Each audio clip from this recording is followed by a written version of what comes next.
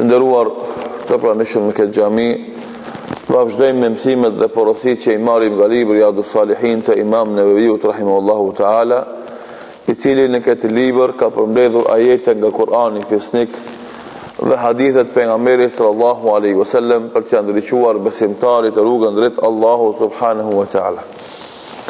Jemi në kapitullin që flet mbi mundin dhe përpjekjen që duhet të jep besimtari për të arritur deri te Allahu subhanahu wa taala. Jemi në hadithin e 105 me radhë, që nga fillimi i librit apo në hadithin e 11, ku Imam Neveviu rahimahullahu taala thot: An ibn Mas'ud radiyallahu anhu قال النبي صلى الله عليه وسلم الجنة أقرب إلى أحدكم من شراك نعله والنار مثل ذلك رواه البخاري. Shirak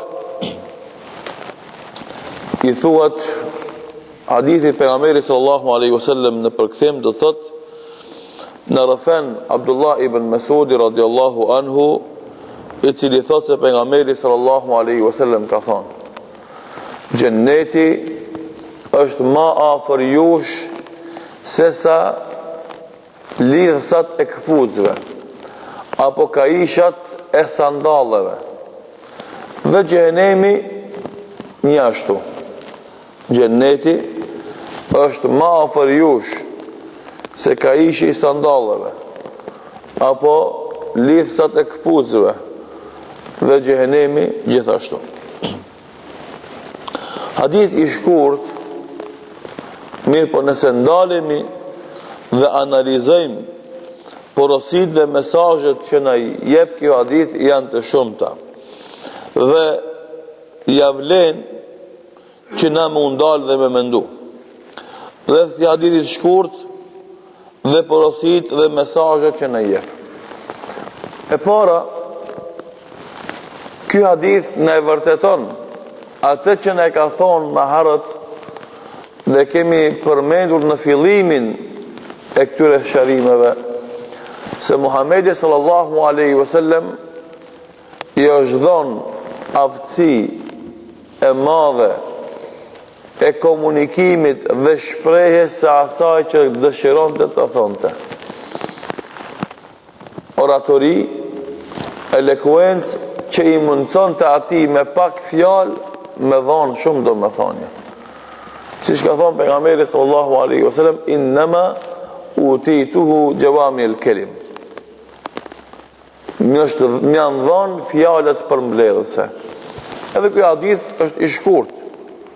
Gjenneti është më afër jush se sa lidhësat e këpucëve, po edhe xhenemi gjithashtu. Me kur lexojmë pastaj komentin e këtij hadithit, e shohim se ajo ngërthen vetveti shumë faqe, shumë porosi, shumë mesazhe, që nuk ndodh me fjalët e tona. Ti e thu një fjalë, një herë në 10 vjet ndoshta e thu një fjalë të shkurt që ka në vetveti domethënie. Ama të gjitha fjalët e pejgamberit sallallahu alaihi wasallam e kanë këtë formë. Edhe kush i lexon hadithet e pejgamberit alayhis salam, do të vëren se shumica dërmuese e tyre janë të shkurta, por domethënia e tyre është e madhe. Andaj ka hadithe që, siç thënë ulemat, do të e tërë feja mbështetet në te, apo shembull pjesa më e madhe e fesë mbështetet në te. Kanë 4 hadithe janë kryesore në Islam, 2 hadithe janë kryesore në Islam. Pse? Se japin të gjitha domethënjet e duhura për një musliman. Dhe kjo është njëra prej dhuntive që ja ka dhënë Allahu Dhu Xhelal Muhammedi sallallahu alaihi wasallam. Dhe aftësia për të shprehë mendimin, aftësia për të shprehë ndjenjat, aftësia për të përshkruar ndodhit, është me të vërtetë dhunti e Allahu Dhu Xhelal. Andaj Allahu subhanahu wa taala kur flet për njeriu, thot Ar-Rahman allamahu al-Quran, Allahu i mëshirshëm që ia mëson njeriu Kur'anin. Këtë rast pejgamberi sallallahu alaihi wasallam.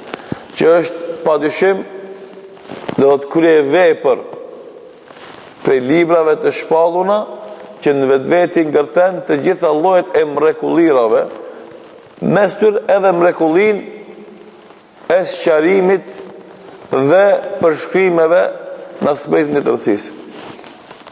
Pastaj kur flet për njeriu thot allamahul bayan, ja mësoi atij bejanin. Çka është bejani?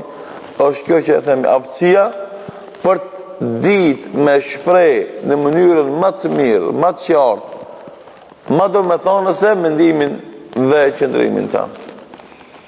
Andaj Allahu betohet çka në lapsin, e cilën njeriu e shkruan mendimin e vet. Nun wal qalami wama yasturun. Nun pasha lapsin dhe atë që shkruajnë ata. Që më tregu se feja islame motivon besimtarin me i përsos aftësitë e tij gjysore dhe që në komunikim me njerëzit me qenë i qartë, i kuptueshëm dhe porosia e tij me zon vend në zemrën edhe mendjen e njeriu. Andaj, duke qenë se tek arabët interesimi për gjuhën dhe mënyrën e të shprehurit ka qenë shumë i madh, idhujtarët e Mekës që e refuzonin pejgamberin sallallahu alaihi wasallam si pejgamber të Allahut, vinin fshehurazi ndëgjonin nga Kur'ani dhe detyroheshin të thojnë me të vërtet e ka një ambëlsi që nuk e gjejmë dikun tjetër. Ai idhujtari nuk e mohonte, e luftonte Kur'anin, ama për shkak të fuqisë shprehimore që kishte Kur'ani, vinte idhujtari dhe pas murit ndëgjonte Kur'anin. Se ja dinte vlerën gjuhësore që ka. E shihte se ky formulim i këtij ajeteve nuk është njerëzore, po është hyjnore. Edhe ai detyrimisht duhet të nënshtrohet, do thotë, si vlerë asaj që thot Kur'ani. Sot fatkeqësisht njerëzit, nga se çdo gjë i ka ra pazari, çdo gjë ka ra në nivelin e duhur, sot njerëzit as nuk e lexojnë bilën. Ku flas për njerëzit, flas për gjithësi, po fatkeqësisht edhe musliman mjaft ka që nuk e lexojnë me vëmendje Kur'anin për të përjetu këto çaste të këndshme të mira që i lënë si mbresa leximi i Kur'anit dhe parja e fuqisë shpejimore që e ka Kur'anin, këtë rast edhe sunneti pejgamberit sallallahu alaihi wasallam, sepse edhe sunneti si kuptim, si domethënie, e ka burimin te Allahu subhanahu wa taala. Ai është i cili ja ka mësuar pejgamberit sallallahu alaihi wasallam këto gjëra që ai pastaj ne ka thonë neve edhe na i ka mësu neve. Dhe kur të ndalemi të analizojmë këtë hadith, xheneti është më afër jush se sa lidhse e këpuceve. Tregon se shumë lehtë është me mri në xhenet. Nuk është zamat. Si e ki lehtë me arrit deri te këpucët e tuaja, çaq lehtë e ki me mri në xhenet. Kjo është një. E dyta, afër është xheneti. Sa i ki afër këpucët e tuaja, aq e ki afër xhenetin. Për ka? Për ka? Për atë që don. Për atë që don është shumë lehtë edhe shumë afër. Ama për atë që s'don, është shumë lehtë dhe shumë afër xhenemi. Në anën tjetër. Se xheneti është më afër ju se sa lidhja e këpucëve tuaja dhe xhenemi gjithashtu. Për këtë shkak, siç ka ardhur në hadithin tjetër, çka thot pejgamberi sallallahu alaihi wasallam, "I'malu fa inna kullun muyassarun lima khuliqa lah." Punoni, sepse Allahu secilit ka për t'ia lehtësuar me ka ajo për të cilën është krijuar. Pra nëse don me qenë banor i xhenetit, puno, pastaj Allahu ta leton. Edhe kemi vërejt të gjithë na, edhe kemi sharu shumë herë. Se kur nisesh në rrugën e veprave të mira, ajo shkon të t'u letue, jo vetëm kaq, por të t'u dashuru. Jo vetëm kaq, për t'u bërë nevojë. Jo vetëm kaq, duke u shndruar në varfshmëri, për shembull namazi. Fillim se si i kur fillon me e vendos me i fal 5 kohët e namazit, e ka vështirë. Se du të minit hazër, thiri e zonë, i tash dimit, për shembull, nëse ka vendos, është pendu tash dimit, shumë shpejt namazit, tama me kreu drekën, e përfundoj drekën, thiri e zonë i qinis. Tama e përfundoj qinin, e zonë i akshamit. E në fillimi ki vështirë me sabaj, kush qotë 6 sati, ftoft, dimën, akëll, kush më rabdes, e ki vështirë. Kërë po, fillon me e thënë atë vështirësin, atë refuzimin e nefsit, me luft, gjihad nefsit tanë, me mund, me kontribut, me vepër të vazhdueshme, pas një kohë fillon të bëhet e dashur. Ose i dashur namazi për ty. Edhe don të falish, me dashuri shkon, me dëshirë shkon, me vullnet shkon. Pas kësaj, duke fillu ti mu fal, të bëhet nevoj. Që nëse të vanoj namaz, e një ndishkan një boshllëk. A e fala apo në drekën se fala? Gajle, preokupim. Pse se ki nevoj për namaz. Pas kësaj, kryos lidhshmëria dhe ma madhe, bosh i nëvarur nga namazi. Krejt i len, namazin nuk e len. Dhe më të regojnë në shumë raste, bilem mas afër të dje, për gjematin musliman plet që i kemi, që i 50 vjetë, 60 ka po namaz, është i smur, ka skleroz, për shembull, nuk është i përqendruar mirë në jetë, i haron gjanat. Gjërë që kujtojt, a e fala namazin.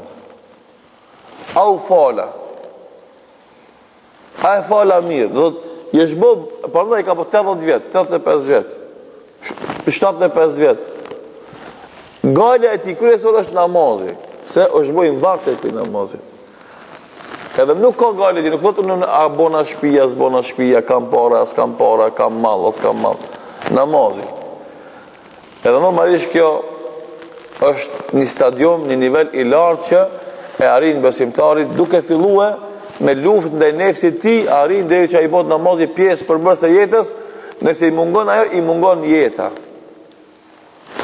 Dhe për këtë shkak besimtarit duhet me luftu nefsin e ti, që vazhdojnë në veprat mira derisa të t'i bëhen dashura edhe nevojshme në jetën e tij, dhe normalisht atëherë i bëhet edhe lehtë edhe afër xhennetit.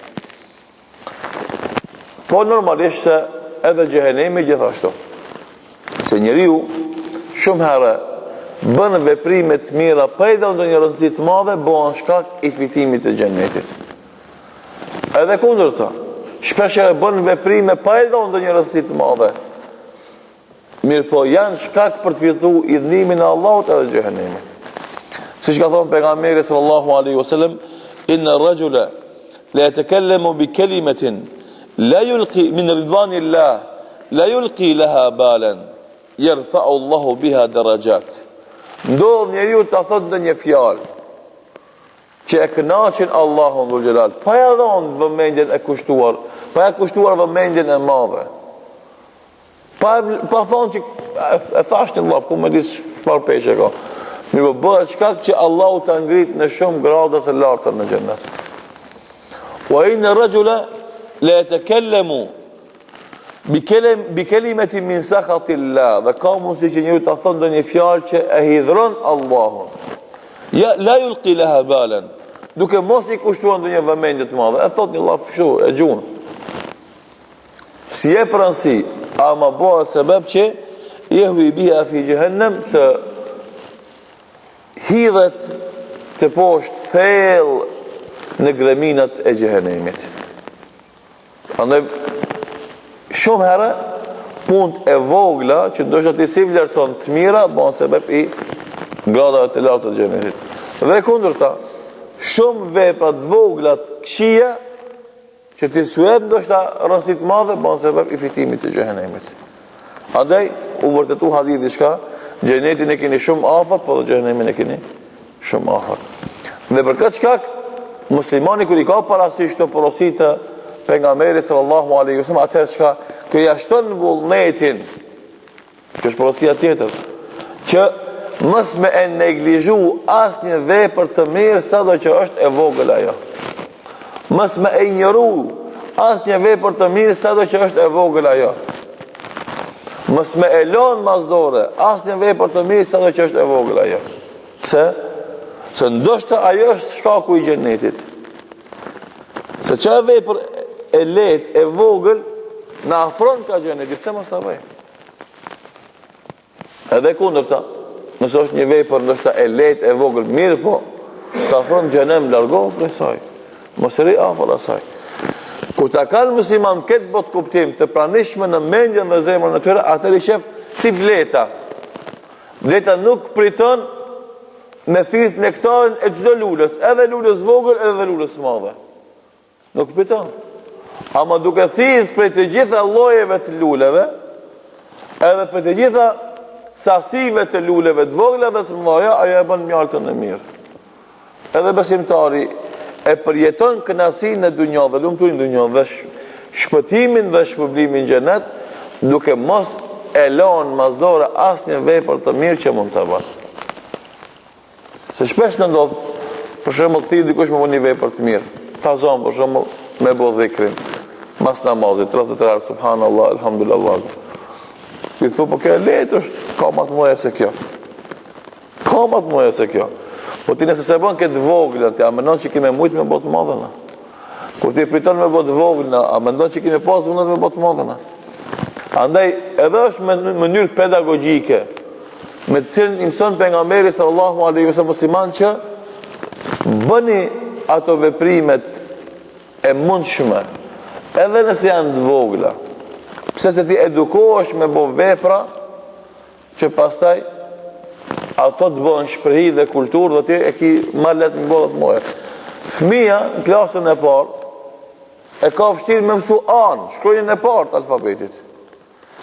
Edhe asë një arsimtar, asë një pedagog nuk jam mëson të gjitha shkronja 36.000 ditën e parë, se ka fëmi që mund të mëson këtë. Bile ka fëmi që shkon shkolli ka mësu shkronjat e shpije për para. Ama a do më thonë këtë që arsimtari mja fillu e prej leximit tash prej kam thënë jo përsëri pse pjas pse se është puna e shprehise kur bëhet shprehi te ai mësimi leximi ai që ka mësu an edhe i ka shku 36 shkronja një vjet me mësu mas 10 vjetëve 15 vjetëve ai lexon 500 faqe në ditë 300 faqe në ditë 200 faqe në ditë edhe kënaqet e po si u bë shprehi te ai me lexu 200 faqe në ditë për mësimit të asaj një shkronje para 10 vjetëve. A në xhenetin e ki afër nëse e bën punën e mirë, qatë letën, qatë voglën, që ti ndoshta nuk i jep ndonjë rëndësi të madhe, ama ajo të edukon ty. Për shembull, që ky projekt i namazit sabahut, edhe dhikrit edhe dersit, ndoshta për shumë njerëz nuk është një punë e madhe, mirë po. Për ne ka rëndësi të madhe. Mos flasim për punën e obligimit që e kryjmë, mos flasim për punën e shpërblimit, po ka ndikim në edukimin ton. Në edukon neve të bëmi pjesë e atyre njerëzve që janë të lidhur me xhami. Na bën neve tërbije që të harxojmë një kohë për të përmend Allahun. Na bën neve tërbije që të harxojmë një kohë për të mësu porositë e pejgamberit sallallahu alaihi wasallam. Na bën tërbije që të harxojmë një kohë për të ndetë me xhamatin. Na bën tërbije një kohë që domethënë të gëzohemi me gëzimet e muslimanëve. Të japim sqarime për problemet e muslimanëve. Ka shumë përfitime që i fiton edhe normalisht mjafton që të bëhet shprehi që ti të mundohesh sabahin të falësh me xhamat, të mushet xhamia në sabah. E normalisht kjo ta gëzon në zemrën edhe kjo të tregon ndryshimin e mirë dhe pozitiv dhe të madh që është duke i ndodhur këtij populli, këtij ummeti dhe këtij vendit. Edhe pa dyshim se kur të mushen xhamia tona në sabah me xhamat, atëherë kjo tregon se veç ky popull ka nisë me shku ka e marra. Edhe kur shofti të ri për shembull që çon e shkojnë në xhami e falin sabahin me xhamat, kjo është gëzim i madh, po edhe motiv, edhe inkurajim me vazhdu me punu me njerëz se pas ka hajër, pas ka efekt, pas ka dobi, nuk është këtë puna që ka shku mund, se këtë mundi ka shku këtë. Andaj, punët e mira, le t'jenë të vogla, le t'jenë të leta, por bëni, s'ka lidhje, ajo ka pesh, ka vler, ka ndikim, edhe kështu na dal nga dal zhvillohemi dhe ecim për para. Porosia tjetër është që, do thot, është interesant se të shumicën e argumenteve fetare, po të gjitha, përmendet fillimisht xheneti e pastaj xhehenemi. Edhe kjo është një urtësi e madhe që kanë nevojë njerëzit me pas parasysh. Lexon Kur'an e përmend xhenetin para xhehenemit, shpërblimin para dënimit, smirat para të këqijave. Për shembull, fa amma man thaqulat mawazinuhu fa huwa fi 'ishatin radiyah. Ati që i rëndon kantari, peshorja, ai ka me të jetë e kënaqur. Wa amma man khaffat mawazinuhu fa ummuhu hawiya. Ati që është i lehtë kantari, nuk ka vepra çka me mot, atër ai do të hudhet në xhehenem. Wa ma adraka ma hiya narun hamia, a di se çka është ai xhenem, një zjarr i nxehtë i madh. Pra e përmeni veprën e mirë dhe jetën e këndshme para veprës së keqe dhe dënimit që e meriton ata. Ose e përmen faljen para dënimit. Për shembull kur flet Allahu për veten e tij, do thot ghafiru dhanbi wa qabili tawbi shadidil iqab. Ai që e fal gjunahin e pranon pendimin dhe ai që është që dënon ashpër edhe rreth. Ama falja ishte para dënimit.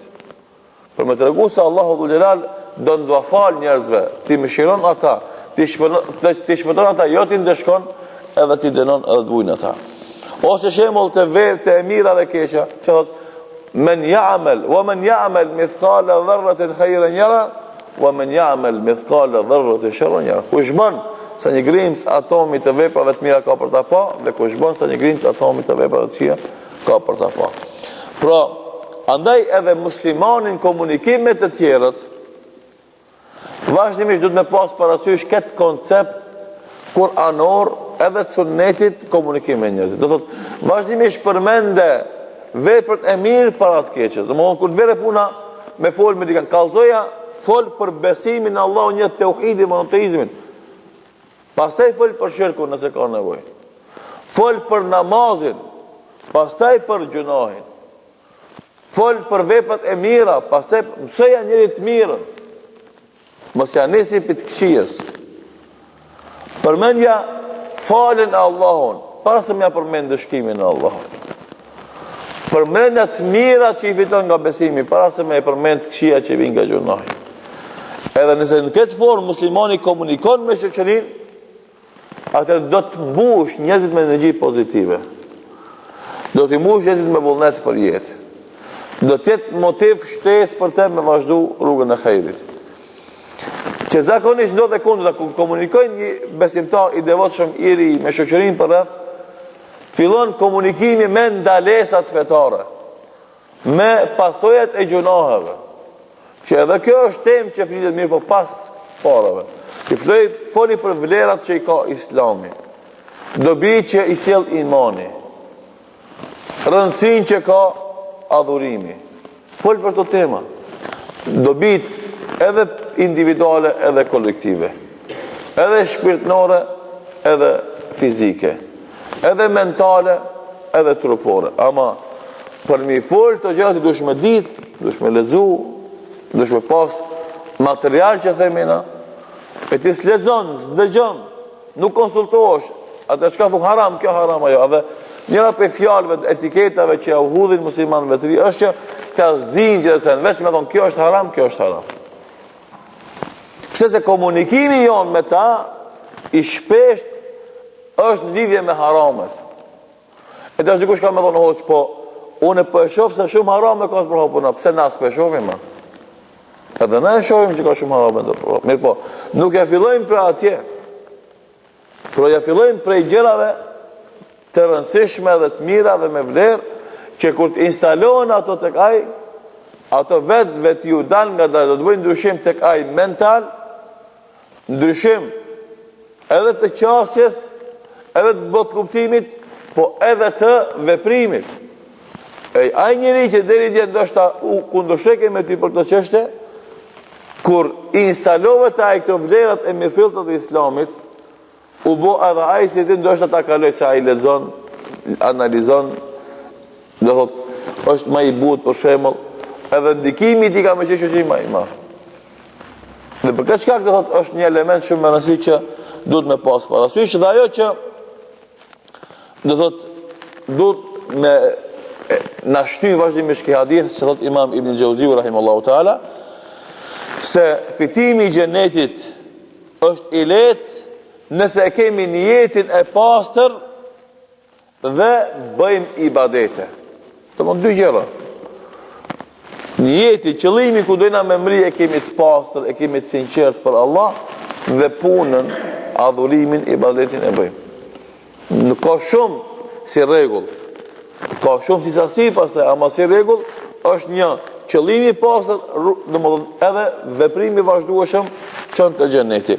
Dhe kundërta, ndjekja e epshit, do të nëse ki qëllim me kënaq epshin tan, edhe veprimi i mëkateve çon në xhenem. Pra dy gjëra çon në xhenet si rregulla, dy gjëra çon në xhenem. Qëllimi i pastër, adhurimi i plot, ndjekja e epshit, vazhdimi në mëkate çon në xhenem. Gjithashtu, domethënë ulemat tregojnë se njeriu nëse bën mirë e gjen të mirën për Allahut. Duke fshet në atë që Allahu na thot, "Walillahi ma fi samawati wa ma fi al-ard, liyajzi alladhina asa'u bima 'amilu wa yajzi alladhina ahsanu bil husna." Shikoni çfarë ku ka fuqia e shprehjes. Shikoni që thot Allahu në Kur'an. Shembull ajeti 21 i surës An-Najm. Allahu është ka kanë qiell edhe në tokë. Pastaj që të shpërblen atë që ka bërë të keqen sipas veprës, shikoj sipas veprës. Nuk e përmend keqen përsëri. Që të shpërblen atë që ka bërë të këqija sipas veprës. Dhe të shpërblen ata që kanë bërë mirë me të mira. Do të kur është puna e të mirës, Allahu e përsërit 10 herë nëse ka nevojë. Pse e mira është e mirë, është e këndshme, është e lezetshme, është e nevojshme, është e duhur. A e keqja s'ka nevojë me përmend 50 herë. Një herë boll ka procese e keqe. Edhe te hadithi i niyetit, nëse i kujtohet në fillim, çka fa man kanat hijratu ila Allahi wa rasulihi fa hijratu ila Allahi wa rasulihi. Kush u shpërngul për hir të Allahut dhe të pejgamberit, shpërngulja e tij është për hir të Allahut dhe të pejgamberit. E përsëriti. Pse se të mirën përsëriteni që merr s'prish punë. Çfarë themi na? Do të thëjë ti buk më hangër ha, edhe 5 herë, se e mirë. Ama punës iki. Kjo është i fjala, ama gabim është edhe punës nuk do të mikë. Por puna e mirë, gjatë e mira përmendë 10 herë, 50 herë, 100 herë, mos prito se është e mirë. Ama të keqë sa ma pak përmendë, inshallah Allah i në rompi të këqijave. Edhe në këtë rast, tha, wa man kanat hijratu li dunja yusibuha, o imra'atun yankihuha fa hijratu ila ma hajara ilay. Shkurt. Kush është shpërngul për dunja apo për grua të martohet, atë shpërngulja e tij për atë është për atë që ka bërë hijrat. Normalisht ne kemi shëruar atëherë se këtu është një, mos me përmend keqen, e dyta se qëllimet tjera përveç Allahut janë shumëta, se një përmend keq, anë për çka të bësh hijrat përveç Allahut dhe pejgamberit, për atë e kije. Domthon qëllimin edhe ashtu do të vlerësohet. Edhe në këtë rast kush bën të keqe do të shpërblet sipas veprës, e kush bën të mirë do të shpërblet me të mira, me vull. Që s'ka dyshim. Për këtë shkak përsëri themi, hadithi i shkurt, ama kush nalët edhe analizon, nxjerr mësime të shumta për të cilat kemi nevojë. Domthonë, është xheneti i lehtë, është i afërt, duhet çka vetëm mos me i nënçmu veprat e mira sa që janë të vogla ato, edhe pika mbushet pusi, me guraleca bëhet kodra, 1000 kilometra fillojnë për një hapit, me një pikë shiu fillon, do thot, vërshimi. Për këtë shkak, mos i neglizho punët e mira, i je afër xhenetit.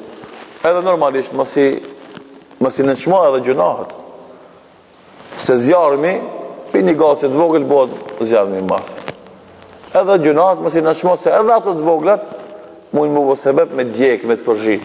Ndonjë para se me djeg në ahiret kur dalim para Allahut. Lutim Allahut na bën për atyre që janë syqel, na e ditë të dobishme dhe vepra të mira, na e khejr dhe bereqet në dunja dhe në ahiret.